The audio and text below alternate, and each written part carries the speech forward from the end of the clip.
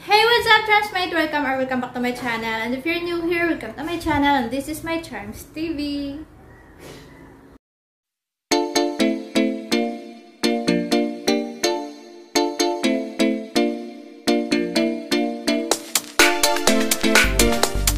So for today's video, Transmates, ayan, warningan ko kayo or ayan, binabalaan ko na uli kayo. Makikisabay na naman po uli sa atin yung mga manok. So sana wag kayong ma-distract.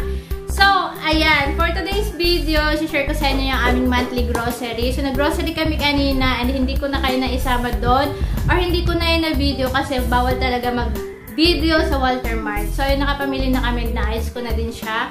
And, ayan, isi-share ko na rin sa inyo yung aming or yung laman ng kitchen, hanging kitchen cabinet. So, i-flex ko na rin sa inyo since ang dami na rin talagang nagtatanong simula nung in-upload ko siya, as in, nag-flood talaga yung mga comments niya kung gaano nga ba kabigat yung kaya niya, kung gaano kadami yung capacity niya. So, ayun guys, I hope sa video na to masagot ko yung mga tanong nyo. So, let's start! Anyway, Charmsmate, before we go on, papakita ko muna sa inyo ang sitwasyon ng aming munting pantry ngayon. So, ayan, kung mapapansin nyo, sobrang bakante na yung mga organizer o mga lagayan ng mga grocery. Ayan, so walang-wala na talaga siya. So, ganyan ang sitwasyon tuwing petsa de peligro dito sa bahay namin. So, ayan guys, walang-wala ng laman. Kaya naman, ayan, mag-grocery na tayo guys kasi walang-wala na talagang laman to. And ayan na lang natira sa mga grocery namin last month. So, ayan guys, nakapag-grocery na tayo. So, hindi na tayo nakapag-haul kasi gabi na at pagod na ako. So, yan lang yung mga, ayan, puro pagkain yan ng mga kids. Ayan, chichirya, isa-isa lang. Tapos noodle, pancit canton, wala kaming noodles. And then, ayan, dito naman, ayan, gagawa kami bukas ng burger. So, ang apple naman isang tao dyan. So, ayan. No! Oh, sige, ikaw naman. Maano si mami nito eh. Masi-CPR eh. Huwag mo makaksimba, tutumba yan. Ayan, so puno na yung grocery natin dito, no? Kompleto na yung foods.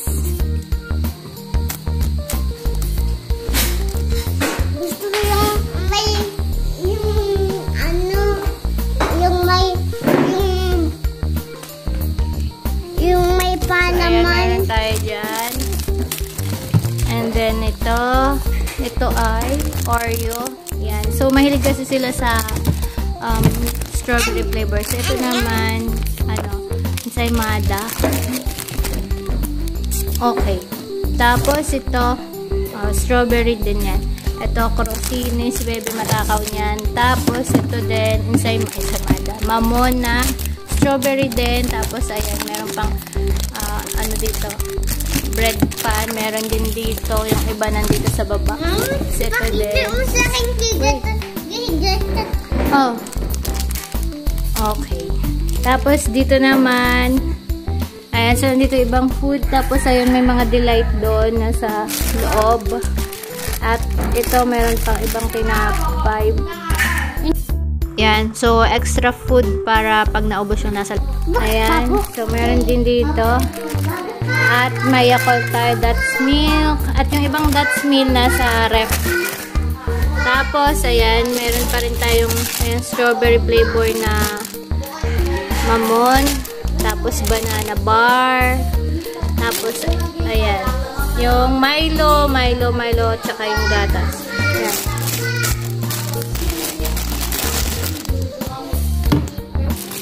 Ayan, so meron nga pala din ditong energy na kumakain yan si ate at saka si kuya. Tapos may eggnog din.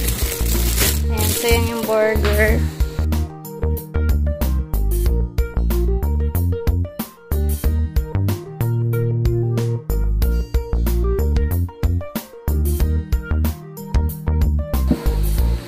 So ito na nga guys, no, kasi napakarami na talagang nagtatanong sa cabinet kung gaano nga ba or kung ano yung mga capacity na pwedeng ilagay sa cabinet na to. So, ayan guys, ngayon papakitaan ko kayo na example since ito lang kasing side na to madalas na pupuno. So, yung side na yan guys, makikita mo lang dyan yung mga baso lang to. Ayan. So, pasensya na kayo kung hindi siya masyadong naka-organize. Ayan. So, yan. Mga baso lang siya. So, hindi naman siya ganun kabigat talaga. Magaan lang siya. Pero mabigat din siya. Gulo. And then, yan sa taas yung mga stocks lang na kung ano-anong anik-anik. Yan, mga garapon na empty na mga garapon or anong tawag dyan, jar. And then, dito naman sa next dito, medyo magaan lang din ang laman ito. Ayan. So, ayan yung laman niya, guys. Gatas. Ito, bumibigat talaga to kasi kapag puno yung gatas, syempre yung Milo, tsaka yung gatas ni Bebe, kapag puno siya, mabigat talaga siya. So, eto naman, mabigat. Hindi siya ganong mabigat. Tapos doon, may mga tasa kami doon. Tapos yan. And then, yung sa taas yun, nandun yung blender. Yung mabigat na glass na yan. And then, yung lagayan namin ng rice kapag may bisita. Tapos, dito naman sa kabilang side na to, ano nga ba laman ito? Wait. Ayan. So, meron din siyang mga baso din. Tapos, yung lagay ng mga, pag gumagawa ako ng siomay. So, yan yung lagayan niya. And then, may mga tasa dun sa likod. Wait lang. And guys, so, may mga tasa din dun sa likod. So, medyo mabigat yung tasa na yan. And then, dito may glass kami. Tapos, ito, mabigat tong mga to. Yan. Mabibigat siya. So, yun yung laman ng aming cabinet. Pwede pa siyang, actually, pwede pang magdagdag no guys. Kasi, malaki pa yung kanyang space. So, bala kong bumili ng shelves dyan. Yung nabibili sa Shopee. Para malagyan yung bakanting space. Okay. Dito naman tayo sa side na to. Ayan. So, ito yung laman niya guys. Ayan. So, ito, medyo mabigat na tong kutsara na to. Ayan na, mabigat. Hindi ko siya mabuhat. Ayan, mabigat to guys. Mabigat yung kutsara na yan. Pero kung napapansin nyo, walang reaction yung ating cabinet na. Ito, mabigat din to. As in, sobrang bigat nito guys. Lagayan niya ng juice kapag may party handaan dito sa bahay. And then yun, medyo mabigat. Itong dalawang to, medyo mabigat siya. Tapos ito naman, ito lang yung mga daily use namin dito sa bahay. Kaya, nasa baba siya. Ayan. And then, dito naman tayo sa side na to. So, yung side na yan, guys, kung mapapansin nyo, ayan, puro garapon yung laman na yan, ha? Ayan, yung mga stocks ko ng... Yan.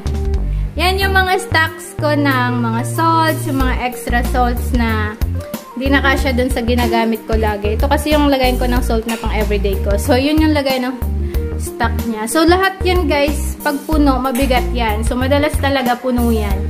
Ngayon lang, hindi ako nakapagsalin ng cornstarch, ng, eto puno tong flour.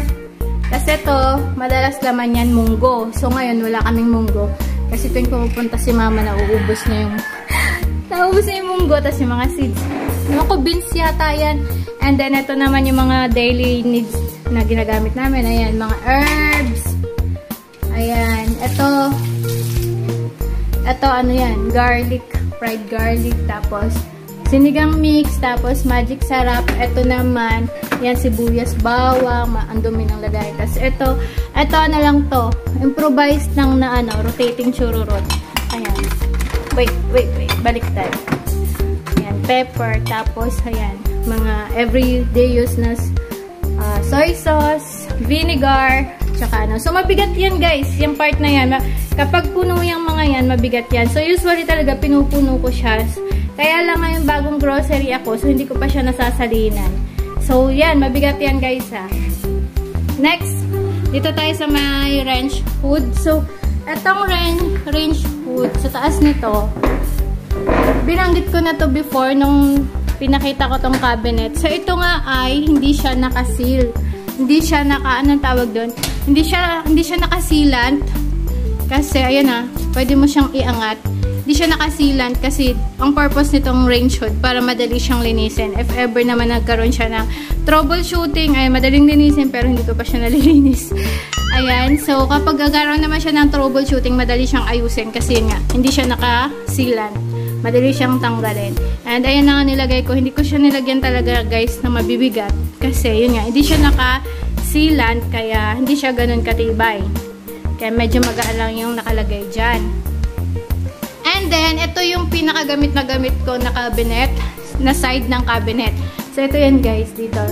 Kasi ito yung pinaka lagayin ko ng mga grocery. Tapos, yan yung katabi niya. So, dito, sobrang laging mabibigat talaga yung nakalagay dito. Ayan. Oops! Ayan. So, nandyan yung mga dilata natin. So, alam naman natin yung dilata, mabibigat dyan. Tapos, dito, ito mabigat to. Madalas dito nakalagay, ganito karami, 5 liter na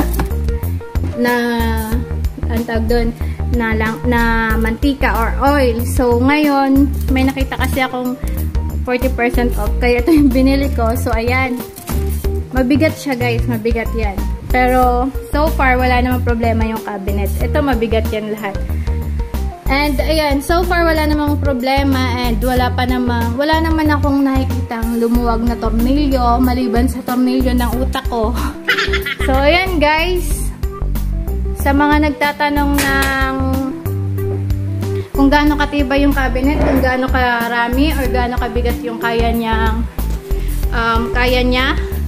So, I hope na nasagot ko na yung mga tanong nyo, guys. So, anyway, guys, share ko na rin sa inyo tong clip na to, no? So, nasave ko ito before nung last grocery ko. So, ganito yung sitwasyon niya before. Ayan, guys. And, ayan, kung makikita nyo, meron siyang ilang perasong fresh milk na nakalagay dyan. So, imagine nyo guys kung gaano kabigat yung fresh milk, tapos ilalagay nyo dyan sa cabinet na bubog na yan. So, kung mapapansin nyo, okay naman siya. So, ibig sabihin, kaya niyang mag-handle ng mabigat na capacity. So, ito nga yung 5 liter na oil. So, dalawang 5 liter yung nakalagay dyan. And then, imagine nyo guys kung gaano kabigat yung mga yan. So, ayan, dito naman sa part na to, sa taas to guys, sa second layer. So, ayan, makikita nyo dyan, ilang pieces ng gatas yan na 2,000 kilogram, 1.6 kilogram. Bali, tatlong 1.6 kilogram, then yung Milo na 2 kilo. And then, etong gatas na to, so, 1.8, dalawang 1.8 kilo yung nakalagay dyan.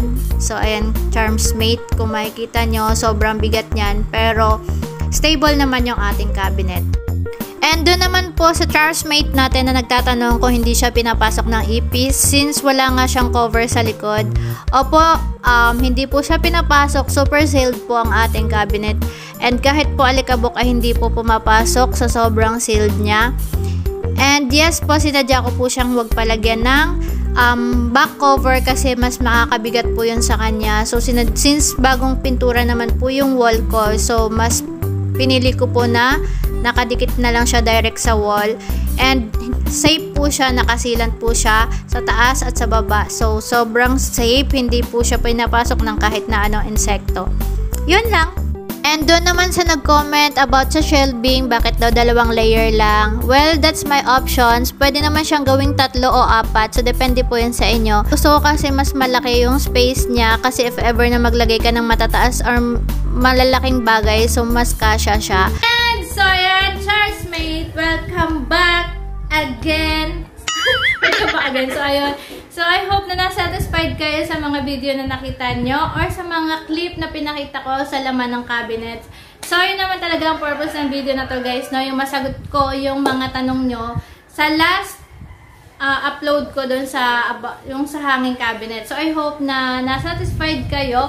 Ayun, so kapag nagustuhan nyo, just give me a thumbs up and please don't forget to share, comment, and subscribe kapag hindi ka pa nakapag-subscribe, and click the notification bell kung ayaw niya magalit ang lolo ko. So guys, see you in the next one.